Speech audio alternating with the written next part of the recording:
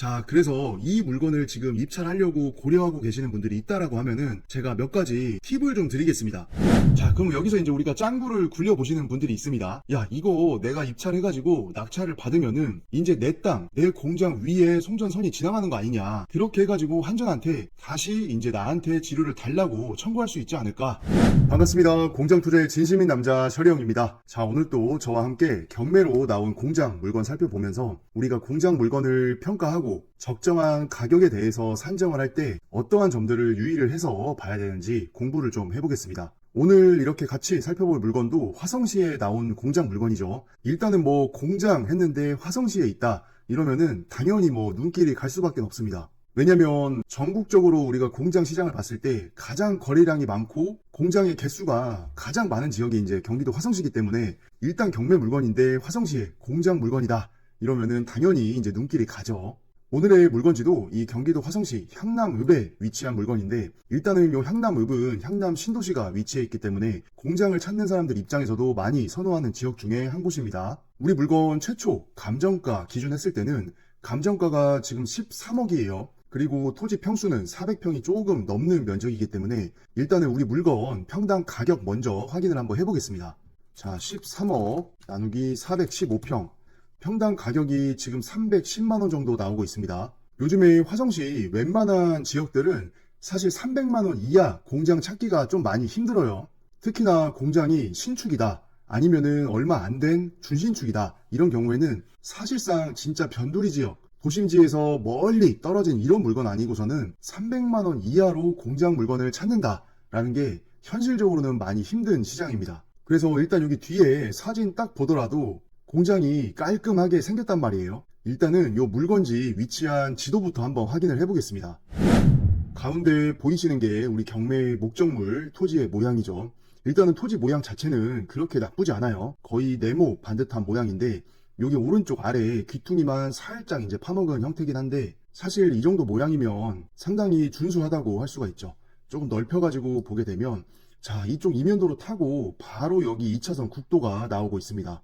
자, 그리고 조금 더 넓게 이렇게 지도를 보면 여기에 바로 서해안 고속도로에 바란 톨게이트가 위치해 있죠. 자, 일단 톨게이트하고 우리 물건지하고 이게 직선거리로 하면 여기 산 하나 넘어가지고 얼마 안 돼서 물건이 있기 때문에 상당히 가까운 걸 알 수가 있고 요거 직선거리 해봤자 350m 밖에 안 떨어져 있습니다. 지금 이 정도면은 상당히 가까운 거고 자, 우리가 톨게이트 나와가지고 도로를 타고 나간다 라고 했을 때도 대략적으로 이렇게 보잖아요. 자, 지금 1km 밖에 떨어져 있지 않습니다. 이 정도 거리면은 공장 치고도 IC와의 거리가 상당히 지금 가까이 있는 거예요. 자, 그리고 주변을 좀 더 이렇게 살펴보면 이쪽에 이제 향남 신도시가 바로 보이죠. 그리고 물건지 위로도 지금 공장 밀집 지역들이 상당히 이제 분포가 돼 있는 걸 알 수가 있고 이쪽 왼편으로 넘어오게 되면은 공장이 훨씬 더 많죠. 요 밑에도 공장들이 상당히 많이 분포가 돼 있고 해서 우리 경매 물건 자체는 전반적인 입지는 IC도 가깝고 주변에 공장들이 상당히 많이 전체적으로 이렇게 형성이 되어 있는 지역에 위치를 해 있기 때문에 입지는 상당히 괜찮다라고 할 수가 있습니다.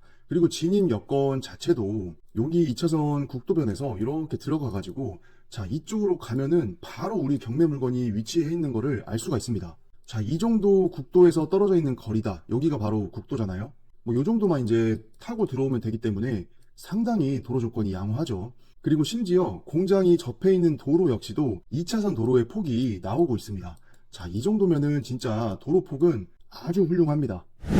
우리 경매 물건 준공 연도를 한번 보겠습니다. 자, 사용 승인이 지금 22년 1월 달이니까 지금 사용한 지가 대략적으로 한 2년 정도 된 거예요. 이 정도면은 거의 그냥 신축급입니다. 신축급. 해서 입지도 괜찮고 들어오는 도로의 조건도 괜찮고 고속도로 톨게이트와의 거리 역시 상당히 괜찮았죠.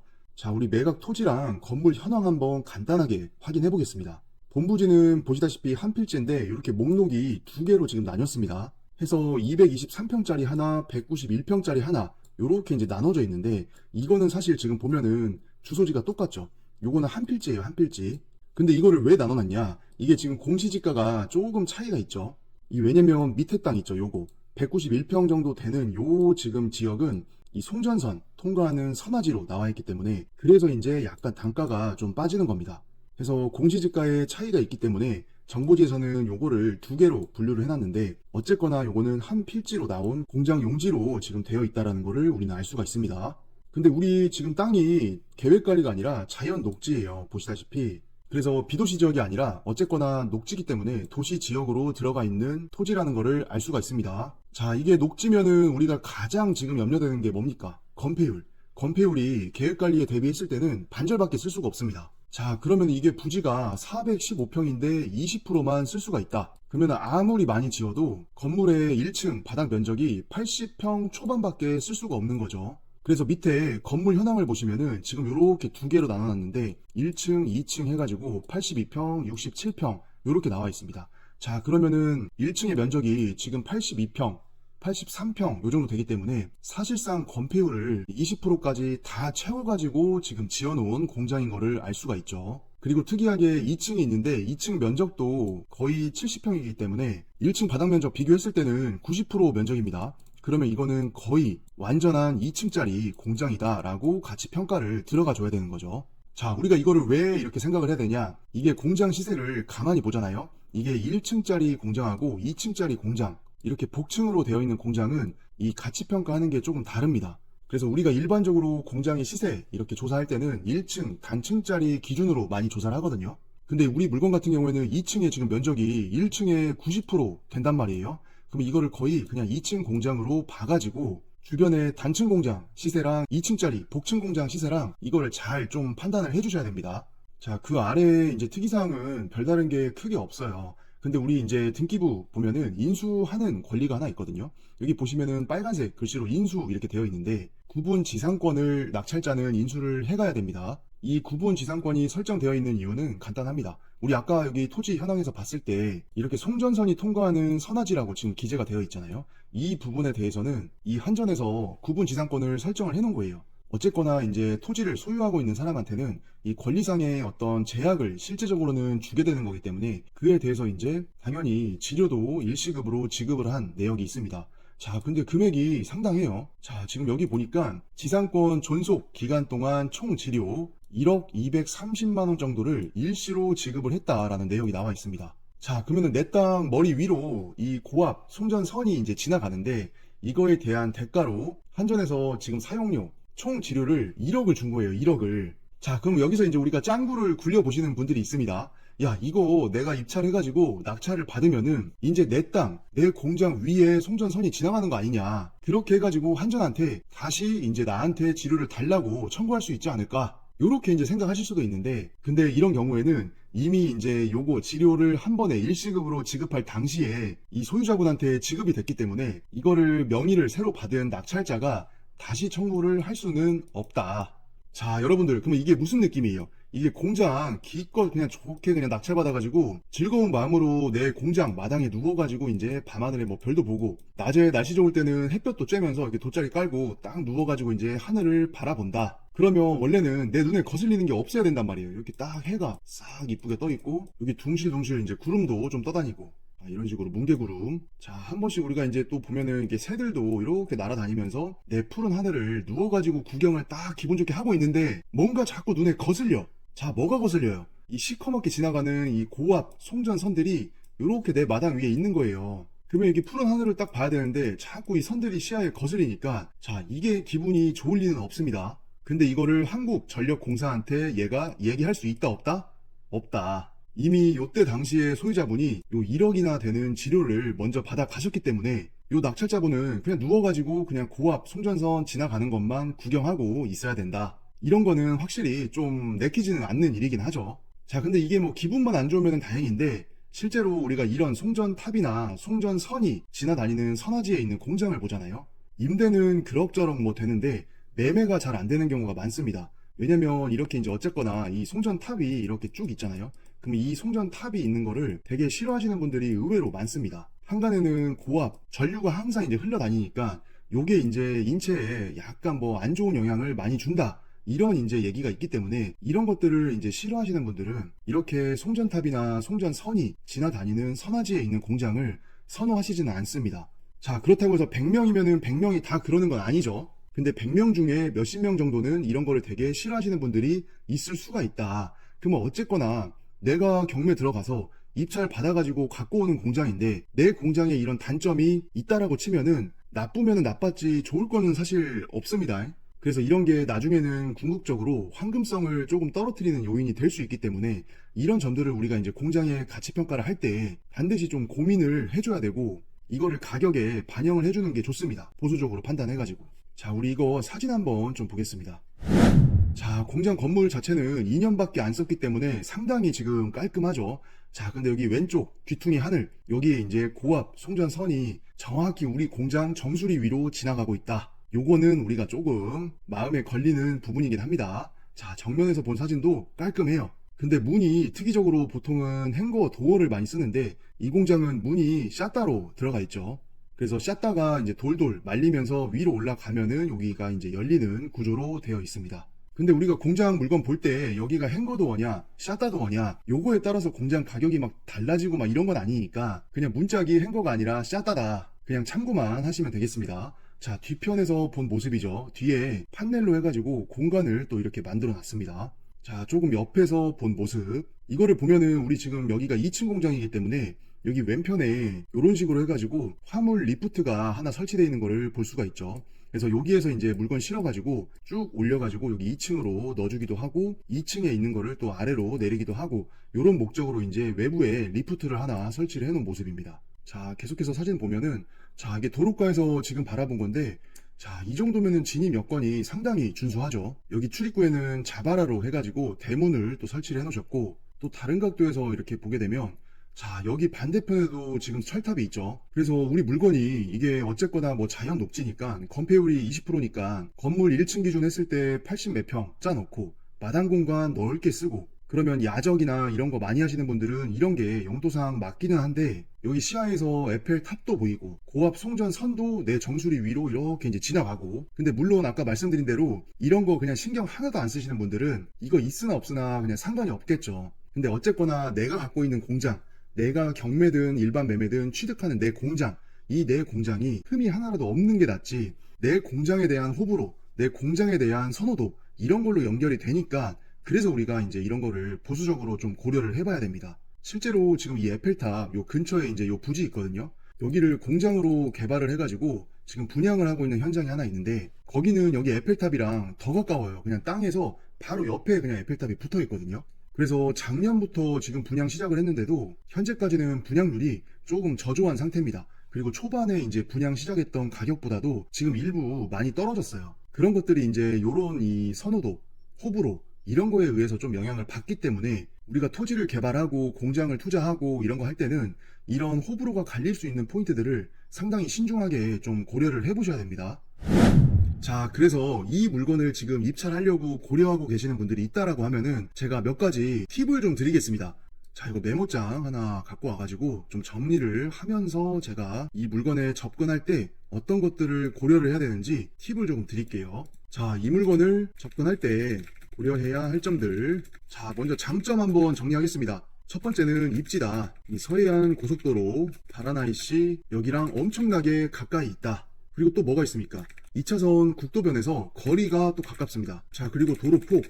우리 경매물건 본부지랑 여기 접해 있는 도로랑 이 조건이 너무 좋아요. 왜냐면 도로폭이 2차선이었습니다. 2차선. 자, 정확하게 진입 도로폭 이거 2차선이었죠. 이게 너무 좋았죠. 그리고 세 번째는 제가 생각할 때 연식이에요. 연식. 왜냐면 사용 승인이 지금 22년 1월달이었단 말이에요. 그러면은 거의 지금 한 2년 정도 쓸 공장이다. 이 정도면은 사실 건물 자체에 대한 어떤 하자, 건물의 노후화 뭐 이런 게 당연히 거의 없겠죠. 사용한 지가 얼마 안 됐으니까. 그래서 거의 느낌은 신축급입니다. 신축급. 그리고 다음으로 제가 드는 생각은 이 공장이 2층 공장이에요. 2층 공장. 자, 그럼 이게 왜 좋냐? 우리가 보통은 자연 녹지기 때문에 건폐율 20%란 말이에요. 실제로 이 공장은 19점 몇 프로 정도 되는 건폐율을 갖고 있으니까 어쨌거나 건폐율을 쓸 수 있는 대로는 다 찾아 먹은 겁니다. 근데 여기다가 이제 1층 바닥이랑 2층 바닥이랑 거의 같아요. 그러면은 건폐율이 작음으로 인해 가지고 거기에서 오는 그 작은 연면적이라는 단점 이거를 어쨌거나 복층을 만들어 가지고 1, 2층 합해가지고 150평 정도 되는 연면적을 갖고 있는 공장이 된 거죠. 자, 그래서 자연 녹지여서 건폐율이 20%밖에 못 쓰는데 1층 바닥 면적이 80평 초반이었죠. 근데 2층 바닥 면적을 거의 같이 뽑으니까 150평짜리 연면적을 가진 공장 물건이다. 그래서 어떻게 보면 낮은 건폐율을 이런 식으로 상세를 좀 해놨습니다. 근데 이거는 이따가 단점에서 뭐 적을 거지만 높은 층고를 또 원하시는 분들은 이게 2층으로 나뉘어 있으니까 층고가 높지가 않잖아요. 그래서 이런 공장을 또 선호하지 않습니다. 들어갈 수가 없으니까. 자, 그래서 우리가 이제 이 물건 딱 봤을 때 장점이 있으면은 또 단점이 있습니다. 사실 세상 모든 게 다 그래요. 장단이 있어요, 장단이. 제가 생각할 때 첫 번째 단점은 이게 선화지가 껴 있습니다, 선화지. 아까 말씀드린 대로 호불호가 갈리기 때문에 수요가 일부 떨어져 나갈 수 있다. 요게 이제 첫 번째 제가 생각하는 단점이고, 자, 두 번째는 뭐가 있었죠?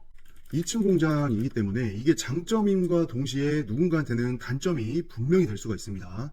층별 층고가 낮아서 마찬가지로 수요 일부가 떨어져 나갈 수 있다. 자, 그리고 세 번째는 뭐냐? 우리 물건 용도 지역이 자연 녹지죠. 자, 그럼 어쨌거나 이게 건폐율이 20%가 맥스기 때문에 똑같은 1층 바닥 면적 80평짜리 공장을 찾는다라고 했을 때는 계획 관리에 있는 물건보다는 토지의 면적이 넓어지니까 같은 평수의 공장을 사려고 해도 매매가가 무거워질 수밖에 없습니다. 이거를 좀 더 정확하게 이제 얘기를 해보면은 매매가가 무겁다. 자, 이게 무슨 말이냐? 우리가 이제 예를 딱 들어가지고 이 물건이 1층이 지금 한 80평 정도 되는 공장이잖아요. 그러면 이게 계획 관리에 있다. 그러면 어때요? 계획관리는 건폐율을 40%까지 찾을 수가 있으니까 예를 들어서 본부지 면적이 뭐 한 230평에서 한 250평 정도 나온다. 그러면 요거 지금 건폐율 해보면은 80평 지으면은 230평에서는 34%, 만약에 토지 면적이 250평이다 이러면 32%예요. 자, 근데 똑같은 80평짜리 공장인데 자연 녹지다. 그러면 본부지 면적이 산술적으로는 계획관리에 비해서 2배가 필요합니다. 그럼 우리가 땅이 한 400평은 있어야 이거 건폐율 20%로 해가지고 지었을 때 요 80평짜리 공장 만들 수 있는 거잖아요. 그러면 여기서 이제 낮은 건폐율로 인한 단점이 느껴지는 거예요. 똑같이 1층 바닥 면적 80평짜리 공장을 내 돈 주고 사야 되는데, 아니면은 경매로 들어가가지고 이제 낙찰을 받아야 되는데, 아니면 내가 이런 공장을 갖고 있는데 매도로 하려고 한다. 그러면 이제 예비 매수인 분이 오실 거잖아요. 그래서 이제 그분이 계산을 해보는 거죠. 야, 내가 80평짜리 공장을 사는데 이게 자연 녹지에 들어가 있으니까 땅이 한 400평 정도 됩니다. 그것도 건폐율 20%를 거의 다 써가지고. 근데 우리가 공장 매매가는 어때요? 지역 시세 곱하기 토지 면적으로 매매가 산출을 하잖아요. 만약에 시세가 300만 원인 동네다. 그러면 여기다가 400평을 곱해봅니다. 그러면 매매가가 지금 12억이에요. 12억. 자, 근데 이거 계획관리였다. 그러면 지금 필요한 땅이 예를 들어서 250평이 필요하다라고 쳐도, 자, 이렇게 해보잖아요. 7억 5천. 그럼 이게 공장을 구매하려고 하는 사람 입장에서, 이 예비 매수인의 입장에서 내가 어쨌거나 건물 80평짜리 공장을 구매를 하는데 자연 녹지로 갔더니 12억을 주고 사야 되고 계획 관리로 왔더니 7억 5천이란 말이에요. 자, 이거 잠깐 줄을 이쁘게 좀 만들어 주겠습니다. 자, 이거 자연 녹지, 요 밑에는 계획 관리, 이런 식으로 이 매매가 자체가 상당히 차이가 많이 납니다. 그럼 우리가 공장을 운영하는 실사용자든 아니면 투자자의 입장이든 이 자연 녹지에 12억 주고 80평짜리를 사느니 계획 관리에서 7억 5천을 주고 80평짜리 공장 사는 게 훨씬 금액적으로는 부담이 덜하겠죠. 그래서 여기에서 오는 이 매매가가 전체적으로 무거워진다. 이 단점을 우리가 이런 물건을 입찰할 때는 반드시 좀 고민을 한번 해봐야 됩니다. 내가 만약에 투자자여가지고 이거 낙찰받은 다음에 임대를 주잖아요. 그래도 어쨌거나 임대료는 또 건물 평수 따라가기 때문에 건폐율이 낮으니까 받을 수 있는 임대료가 12억에서 80평짜리 임대를 받는 거랑 7억 5천짜리에서 80평짜리 공장 임대를 받는 거랑 임대료는 어차피 동일해요. 그러면 이게 매가가 높으니까 수익률이 떨어지는 겁니다. 그만큼. 그래서 이 점을 우리는 이 물건 입찰하려고 할 때 반드시 고민을 좀 해봐야 된다. 자, 그리고 이거 단점 또 하나 뭐가 있습니까? 이게 계획관리랑 이 자연 녹지, 이렇게 이제 용도지역을 보잖아요. 여기에는 업종 차이가 있습니다. 그래서 자연 녹지에서도 첨단 업종 산업이 가능합니다. 그래서 웬만한 거는 또 들어올 수가 있기는 하는데, 근데 어쨌거나 계획 관리보다는 자연 녹지에서 이 업종 제한, 이거에 대한 차이가 있기 때문에 여기에서는 되는데 여기에서는 안 되는 업종 입장에서는 여기를 임대나 매매로 들어올 수가 없다는 얘기예요. 자, 그럼 이거 첨단업종, 이거 업종 제한 어떻게 봐야 되냐? 법률 중에 이 산업 직접 활성화 및 공장 설립에 관한 법률, 이 법이 있는데 여기 시행 규칙에 보면 첨단업종이라고 해가지고 이 업종명을 상당히 이제 디테일하게 기재를 해놓은 시행 규칙이 있습니다. 그래서 이거를 쭉 내려보면서 여기에 들어올 수 있는 첨단업종이 뭐가 있는지 이런 거를 체크를 해보는 거죠. 자, 근데 이거 업종이 한두 개가 아니죠. 그러니까 이게 자연 녹지에서도 웬만한 업종들은 들어올 수가 있기는 합니다. 그래서 이게 이름이 자연 녹지니까 녹지 하면은 뭔가 좀 이렇게 자연을 보존해야 될 것 같고 환경을 보존해야 될 것 같고 이런 이제 단어에 대한 어감 때문에 웬만한 게 못하는 거 아니냐 요렇게 이제 느껴질 수가 있는데 실제로는 첨단 업종에 해당되는 요 많은 업종들이 들어올 수가 있죠. 그래서 우리가 자연 녹지에서도 보면은 공장들이 상당히 많이 위치해 있는 걸 알 수가 있어요. 그리고 우리가 이제 이 자연 녹지가 보통 어디에 있습니까? 이게 자연 녹지는 도시 지역이기 때문에 이 도시 근처에 있죠. 근데 도시 근처에 있으면은 이거 토지 가격이 어때요? 도시랑 가까우니까 당연히 비쌀 수밖에 없습니다. 그래서 그런 도시와의 근접성 때문에 우리가 녹지를 투자할 때, 그리고 녹지에 있는 공장을 투자할 때, 그리고 자연 녹지인 토지를 사서 개발을 할 때, 이런 여러 가지 사항들을 좀 종합적으로 고려를 해가지고 우리가 다 판단을 해야 됩니다. 자, 근데 이거 관련해가지고 얘기하기로 하면은 일단 끝이 없습니다. 자, 그래서 요거 입찰하실 분들은 여기 장점이랑 단점 이거를 전체적으로 잘 비교 평가를 하셔가지고 이 공장을 신권에 들어가도 될지 아니면은 한 차례 유찰을 좀 기다려야 될지 그리고 내가 실사용자인지 아니면 투자자로서 이거 낙찰 받아가지고 임대 주고 있다가 나중에 팔아서 매각 차익에 의한 수익을 만드는 투자를 할 건지 이런 거를 전반적으로 좀 전략을 잘 짜셔가지고 진입을 해야 됩니다. 이런 물건들은. 자, 그리고 여기 단점 중에 지금 제가 마지막에 안 적은 게 하나 있습니다. 자, 본부지 안에 조금 못 쓰는 땅이 들어가 있습니다. 자, 여기 본부지 안에 못 쓰는 땅이 어디에 들어가 있냐? 요거 아까 지도에서 로드뷰 한번 보잖아요. 이 보강토가 단수가 있습니다. 자, 여기에 1단, 여기에 2단. 여기까지는 평평하고 여기에서 내려가고 요렇게 내려가고 요렇게 내려가요. 자, 그럼 어쨌거나 이쪽 지금 조경 면적으로 쓰고 있는 이 부분들 여기는 못 쓰는 땅이기 때문에 여기도 저기 뒤에까지 이제 못 쓰는 땅이 이어져 있다라고 생각을 해보면은 면적이 몇십 평은 나오겠죠. 자, 이거를 다른 지도로 이렇게 보게 되면 자, 이게 노란색 이렇게 표시해 놓은 게 우리 본부지인데 자, 여기 경계 혹시 보이시나요? 여기는 이제 필지 경계고 여기 안에 보면 자, 이런 식으로 평평한 게 여기까지는 다 평평해요. 근데 여기에서 요 정도 이런 식으로 쭉 못 쓰는 땅 아까 봤을 때 보강토 1단, 2단 이 레벨 차이가 좀 있었죠. 이런 식으로 이렇게 이어져서 쭉 여기가 이렇게 가기 때문에 이런 면적은 어쨌거나 레벨 차 때문에 이제 실제적으로는 좀 활용하기가 힘든 면적이니까 이런 것들을 좀 우리가 고려를 좀 해봐야 됩니다.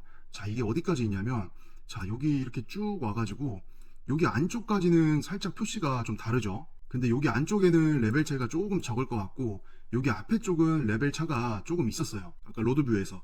그래서 이렇게 본부지 안에 못 쓰는 땅이 분명히 조금은 섞여 들어가 있기 때문에 이런 것들을 종합적으로 고려 잘 하셔가지고 이번 물건에서도 좋은 결과가 있으시기를 바라겠습니다. 자, 시청해주셔서 감사합니다.